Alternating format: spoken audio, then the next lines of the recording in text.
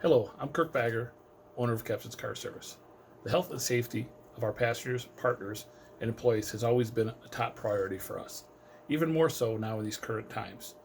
As questions and concerns continually arise as a result of the coronavirus pandemic, our company has taken a number of precautionary measures to provide the highest level of protection for our customers and staff.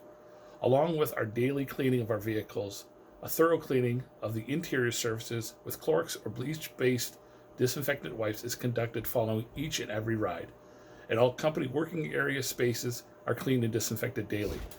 You may also notice a few other changes to our regular service, as well as a result of the precautions such as the removal of all printed materials from the back seat pockets, the removal of all those little extras we provide like water, mints, candies, that is not individually wrapped, packaged, or sealed unless specifically requested, and the limiting of all physical material sharing between passengers and chauffeurs whenever possible.